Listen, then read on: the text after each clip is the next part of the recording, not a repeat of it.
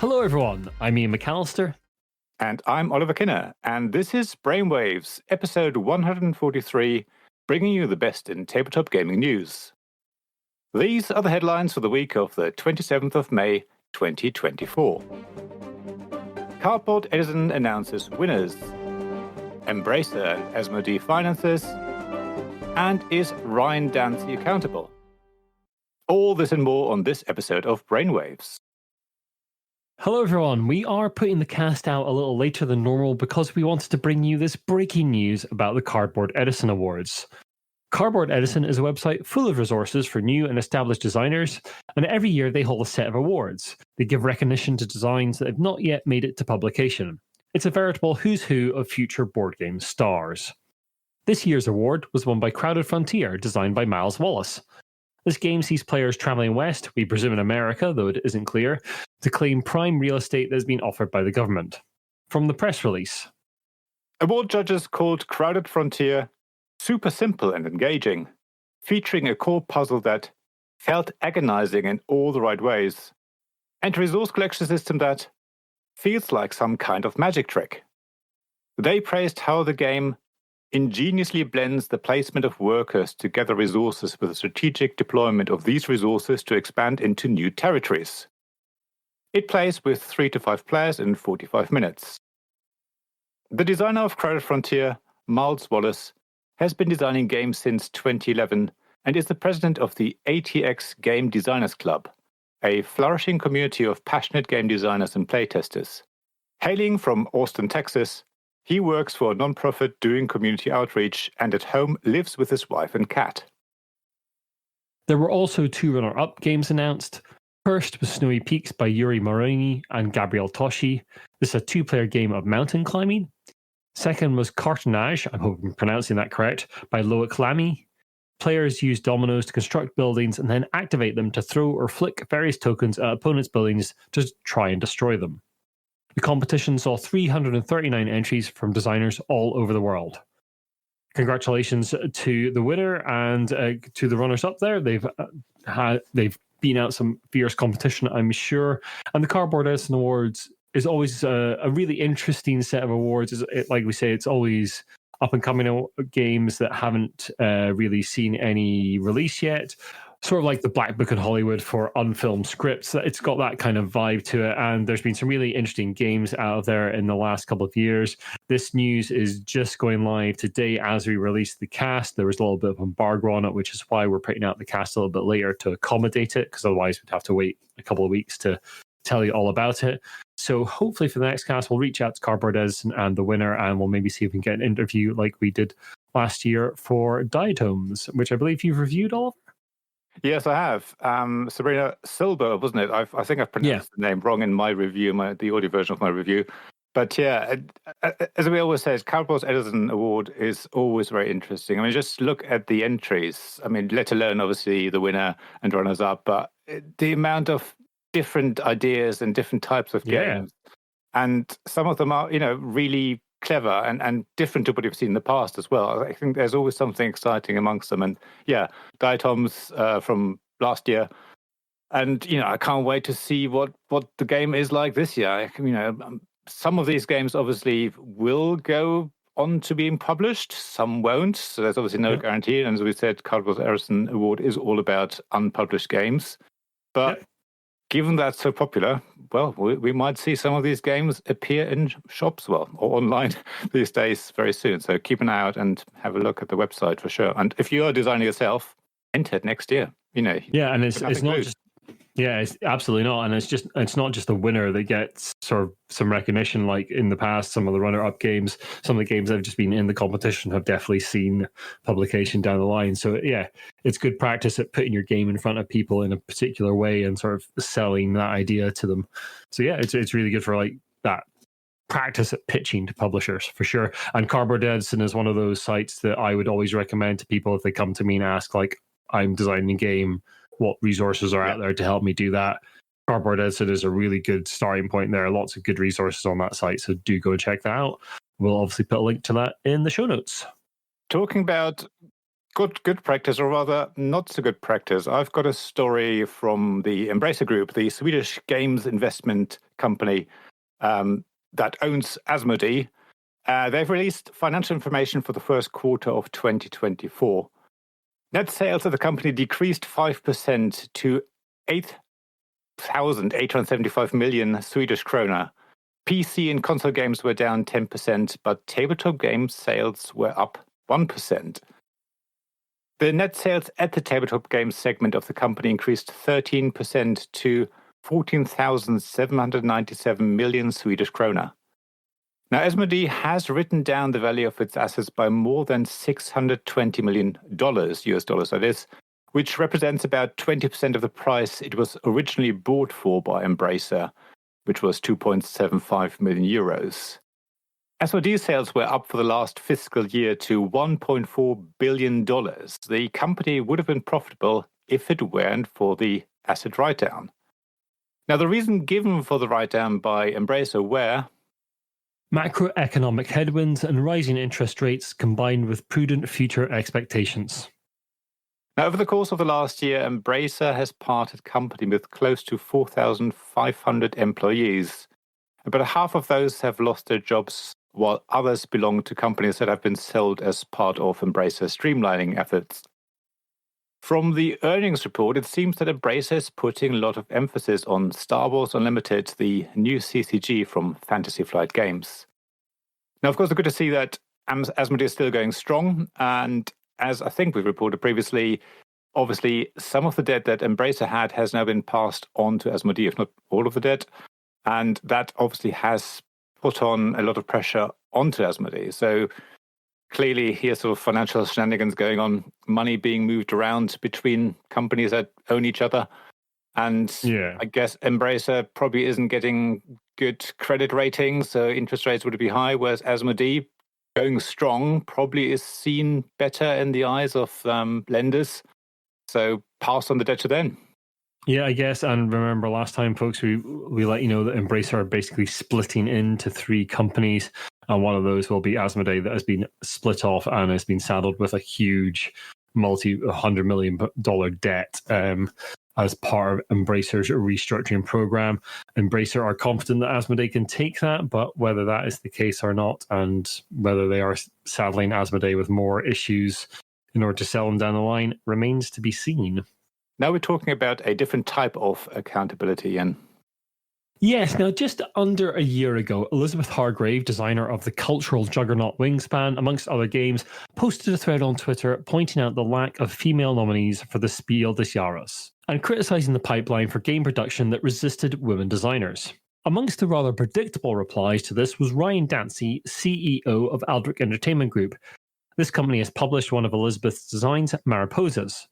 In that, he said, I think there's a significant gap between when someone decides to try and become a game designer and when they produce their first publishable game. Life in that gap consists of a lot of rejection and negative criticism. I wonder if that gap accounts for a good part of the missing female design cohort. Females are socialized in the West to avoid situations where they're subjected to fairly harsh criticism of their abilities and creative ideas. Males are socialized to take the punches and keep moving forward. The backlash to that was also predictable. Ryan posted this the following day. Yesterday, I engaged in a discussion about the lack of representation of women as designers in the gaming community. It was not my finest moment. I'm embarrassed and mad at myself for the tone and content of my contribution to that discussion. It doesn't reflect my views, and it certainly doesn't reflect the views of the company I work for. I'm sorry for any harm I've caused and any offense I've given. This topic is extremely important to me, and I want to be part of the solution, not a part of the problem.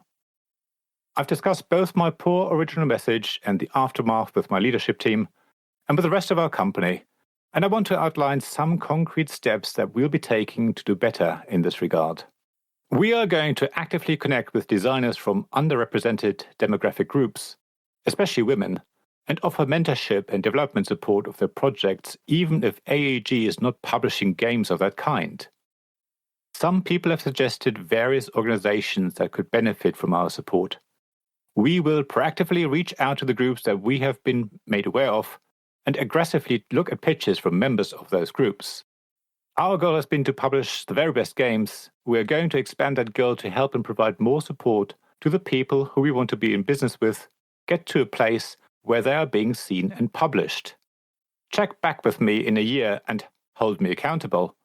I'll provide updates as we make progress.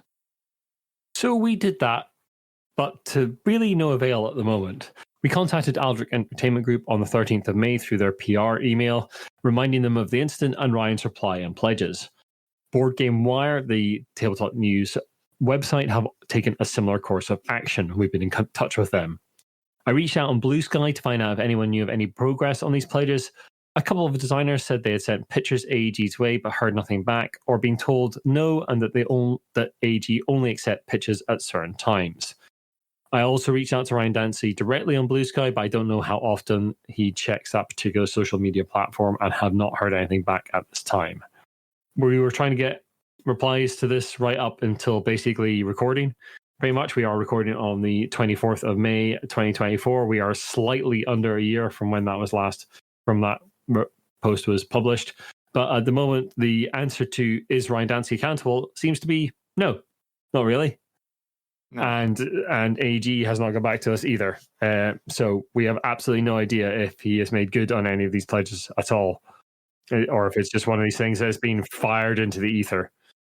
And I don't think I've seen any updates from Ryan either. But I think that's the last bit we've quoted here. I'll provide updates as we make progress.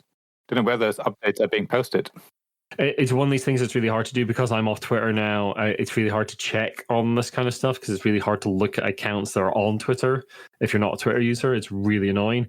So if you do know different folks, if you have heard anything about AEG's progress on any of these matters, please do let us know. We'd love there to have been progress. We'd love to have done something. But Ryan asked us to hold them accountable, and that's what we're doing. Yeah, and I think it'd be great to hear from these organizations that apparently AG we're going to support and help. So if you're one of those organizations, please let us know. If we can, send out some positive news about this story, that'd be amazing. It'd be great to see that this pledge actually takes place. So if we're ignorant about this, please put us right. Yeah, absolutely. Please do.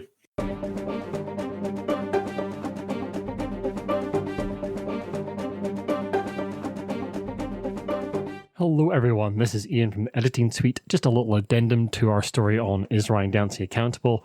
Once we had wrapped recording on the 24th, I realised that we had been contacted by Ryan Dancey during that recording. I checked my emails and we got this back from him through AEG's PR. Hi Iain, when I'm ready to speak more on this topic, I'll do it on X as a follow-up to that original post. Sincerely, Ryan Dancey, COO, Aldrich Entertainment Group. So at the moment, the answer to is Ryan Dancey accountable is still no. But we'll bring you more on that as we get any updates.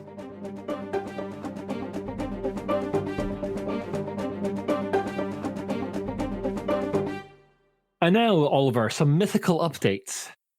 Very mythical indeed. On the last episode of Brainwaves, we brought you news that infamous board game publisher Mythic Games were on the hunt for reviewers for Six Siege, their game based on the computer game Rainbow Six Siege. This game has been plagued by late deliveries, missed deliveries, delayed production, and of course, Mythic has asked for contribution from backers in order to deliver the game to them. We're talking about financial contributions here, obviously. We expressed incredulity at Mythic then offering totally free, including postage and packing, review copies to the media, that is, the press and reviewers and the like. After the episode, we decided to dive deeper into Mythic's crowdfunding efforts. Mythic has run multiple campaigns on Kickstarter while having games undelivered. You would think Kickstarter had a policy against this, and they do, sort of. Kickstarter's page entitled, "Can I run more than one campaign at once?" says this. We do allow experienced creators in good standing to launch and manage a certain number of projects back-to-back, within and depending on the category they have experience in on the site. We consider creators to be experienced once they've completely fulfilled at least 4 projects. A creator is considered to be in good standing when they have demonstrated they can abide by our rules and community guidelines, present their projects honestly and clearly, and fulfill their campaigns to a high standard. This means maintaining regular, open, and honest communication with backers and delivering rewards as promised. We have reached out to Kickstarter for comment, but are yet to hear back as of the time of recording. We also discovered that some of these games had appeared on GameFound. We reached out to them for comment and heard back as follows. The projects you mentioned, including Monster Apocalypse, were handled as part of our PMV1 Pledge Manager version 1 system. These projects were not used to raise additional funds, but were rather tools to facilitate the delivery of already funded projects. Our policy, as outlined here, where there's a link to part of their website, applies to first-time creators starting their second project on our platform. This means that new creators must fully deliver their first project on GameFound before launching another. For Mythic Games, we have only hosted one actual campaign, which was thoroughly reviewed and approved by our compliance department following a comprehensive evaluation process. At GameFound, we are committed to protecting our backers. We have implemented several measures to ensure better safety, including comprehensive project reviews, continuous monitoring, and a dedicated compliance team to oversee all campaigns. Our goal is to maintain the highest standards of trust and reliability in the crowdfunding community. We understand the importance of these matters to your audience. We hope this clarifies our position and the steps we are taking to uphold our platform's integrity. The campaign mentioned in that email is called Rise of the Necromancers, a collaboration with Mythic and Sore Loser Games. We went on to ask GameFound how they felt about the project given the current state of Mythic Games. They replied as follows. We always aim to bring projects to our platform that will deliver as promised. We have a thorough onboarding process to make sure backers get the best board games through crowdfunding. Our goal is to create a reliable space for both backers and creators, reducing the risk of unsuccessful campaigns. However, despite our best efforts, sometimes things happen that we can't foresee or control. We do everything we can to prevent these situations. Yeah, so Mythic obviously continues to be in the cast. There's ongoing problems, but it always surprises me that these crowdfunding platforms don't do more to help. I mean, it doesn't really surprise me because obviously if a campaign makes lots of money, I wonder what Kickstarter get. Maybe I'm being cynical here, but just looking at the sort of their policy saying, we make sure there can't be several campaigns running. But if you're experienced, and the definition of experience seemed a bit, well, I don't know, based on number of projects and what they're experts in, and I don't know. Yeah, well, they say you have to be in good standing with them for Kickstarter, and then they go on to define what good standing means, and that does not apply to Mythic in any way or form. I've been down this route before with Kickstarter. A few years ago, I sort of messaged them about another campaign that had failed for the cast, and there was a bit of back and forth, and at the point where I pointed out that they were violating their own policies, there was nothing. So Kickstarter don't really care at all. Now, the other people that don't really care are the Board Game Reviewers and Media group on Facebook, because our friend Richard Simpson, who is from We're Not Wizards, does reviews and a great podcast as well, posted on that particular Facebook group about how you would handle this as a reviewer, Mythic asking you whether you should review this game. The amount of hand-wringing and maybe I'll be okay to accept this game when some of the backers still don't have their copies. Yeah. It just made me really angry. Yeah. And it made me so angry that I wrote a review of Rainbow Six that you can see on the site, which is basically a list of Mythic's failings. Please read that review in quotes. That's a very good article. And the problems with Kickstarter and some GameFound stuff. I have not updated it yet with the GameFound replies. I will be doing that in the next day or so to make their position clear, because GameFound actually had some decent replies for me. Kickstarter, although we said we haven't heard anything back, that's because we haven't had anything concrete back. I got a reply which was basically, we've kicked this up the chain for someone else to answer it, but I haven't heard anything that is an actual reply as yet. So, well, we might have that for the next time on the cast. We might not. I'm going to suspect not.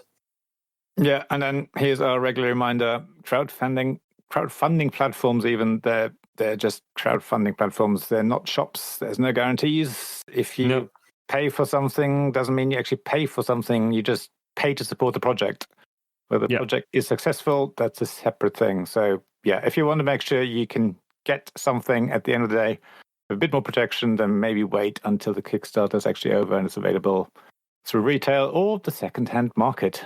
remember, people buy stuff through these crowdfunding platforms and quite quickly then sell them again. So, don't necessarily take the risk. Yeah. Anyway, enough about us ranting about Mythic. Let's get on to the main news.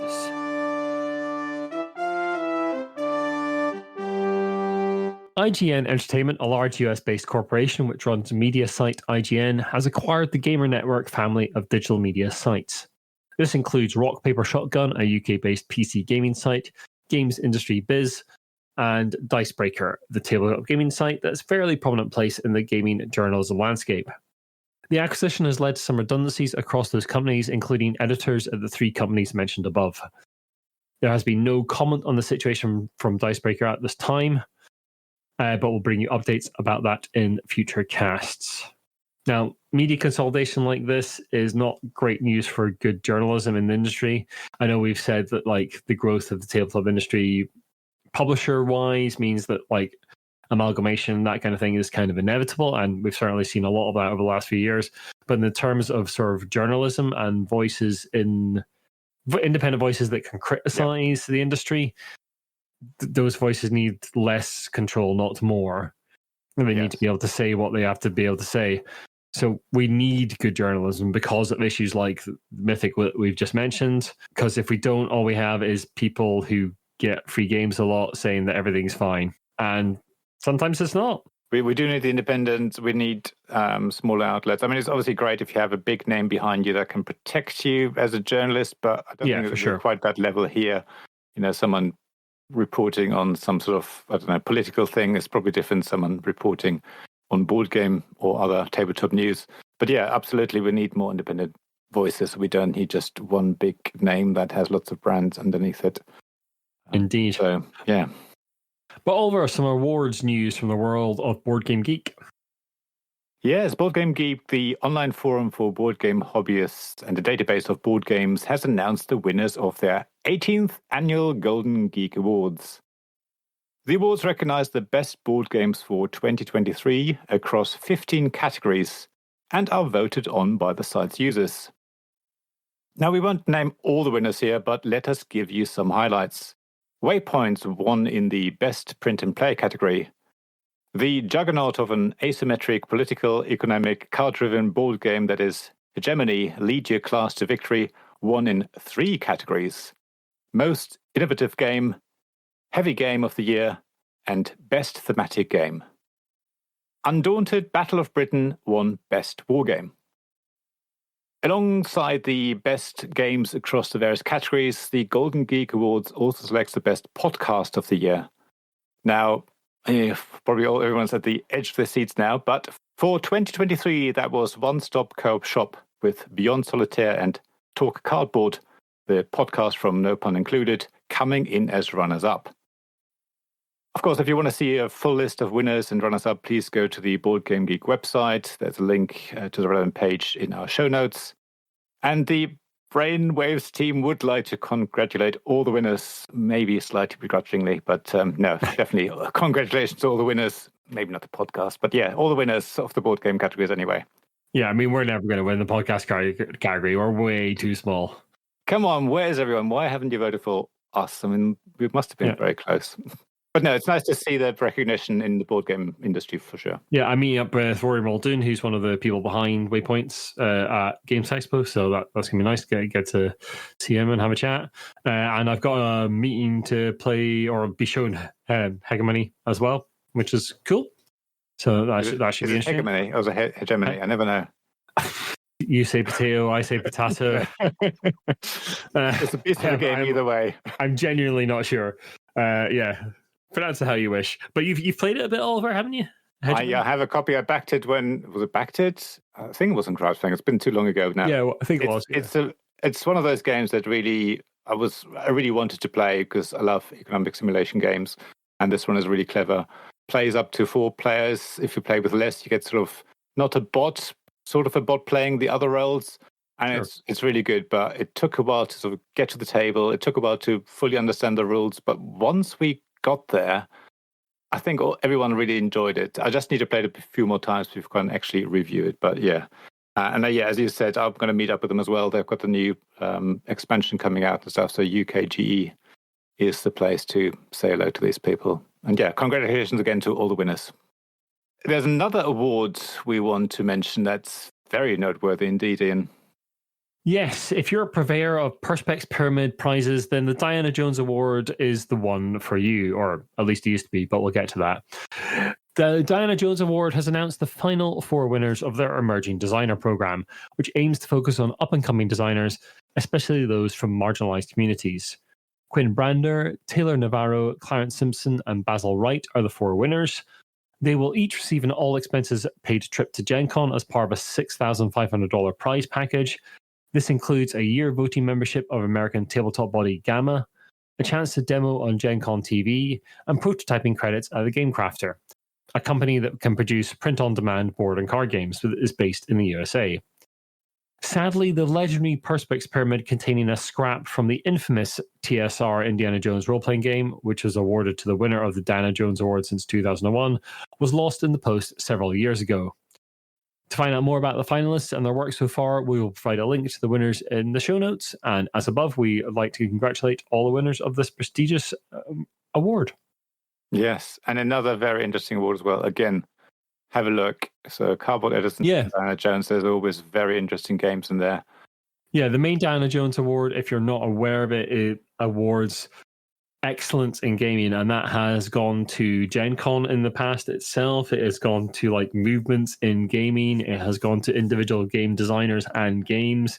It's very wide ranging. It's always interesting to see what they choose and why they choose it.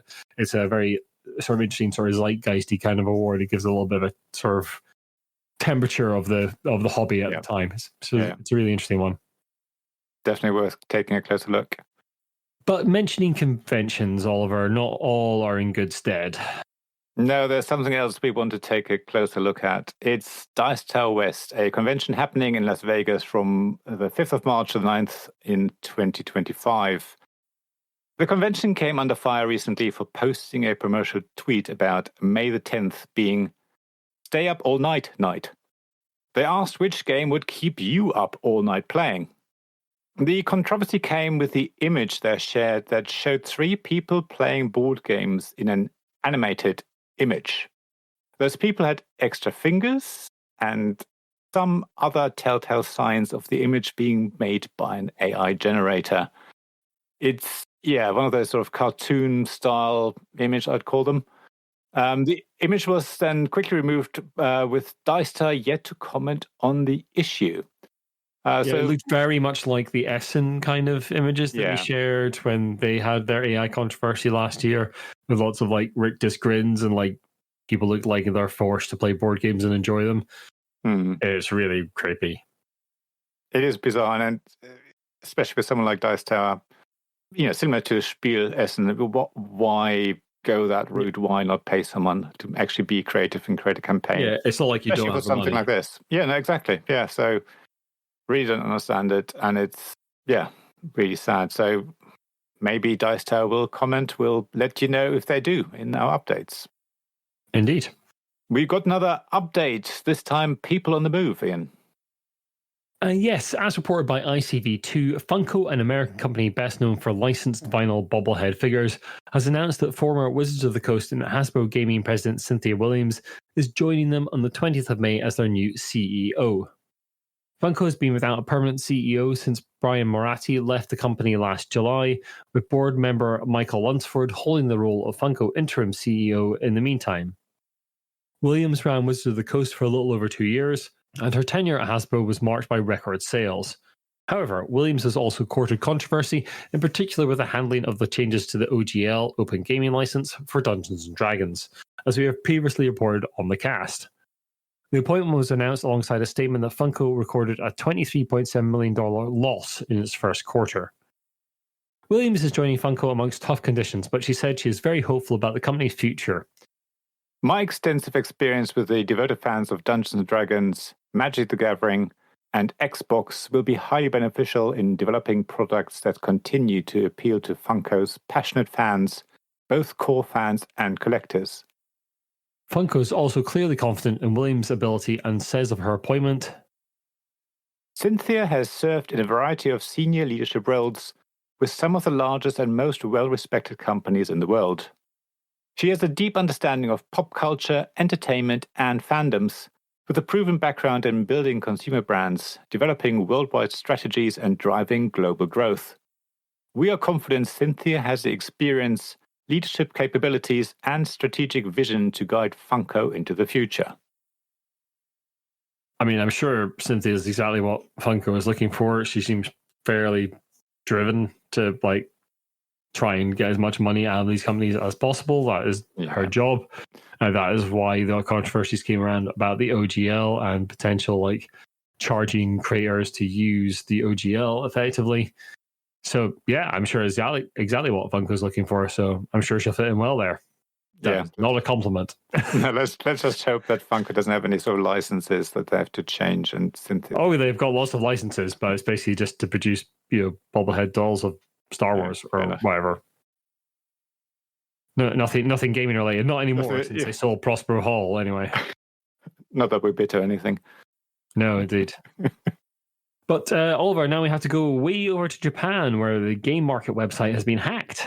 Yes, the website of Game Market, the organizer of many of Japan's biggest board game events, was hacked last week, and tens of thousands of fraudulent images were posted illegally, overwriting many existing genuine files. The attack took place last week on Thursday, the 15th of May at around 10 a.m. local time, and the organizer reported it on their website the following day. The illegal images have since been deleted, but unfortunately, it was impossible for the company to restore the originals. Game Market sincerely apologizes for the loss and asks everyone to resubmit the original files where possible. The company goes on to say that they are working on strengthening their website's security and assure exhibitors that their applications and other information are not affected by the attack, as these are stored on a separate system. Now, we know that hackers cause all sorts of major problems. So if you can help Game Market and you have any images that got lost, please get in touch with them. We'll have a link to their site in the show notes. Be great to get it back, but it sounds like there's a huge amount of images that got lost, and yeah, it's basically just a sort of giant database of all the games that have been sold in the various events or shown off at the various events that the Game Market organization runs. So potentially huge loss there to sort of gaming history. So yeah, do help them out if you can.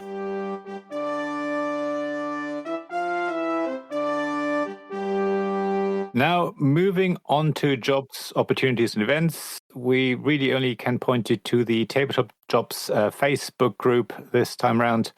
There's plenty of jobs going at the moment. I keep watching that, various listings, so have a look there. Obviously, convention season is happening as well, so there'll be lots of offers for demoing and other sort of convention attendance that we can help out on stands. When I say help out on stands, I think there was a recent thing actually I want to mention. This group makes sure that there aren't any offers on there where you get sort of payment in kind by, you're just helping out. You might get a game in return. These are actually all paid jobs, and that group makes sure these are paid jobs. So when you go on there, you're looked after as well. So have a look out on the Tabletop Jobs Facebook group.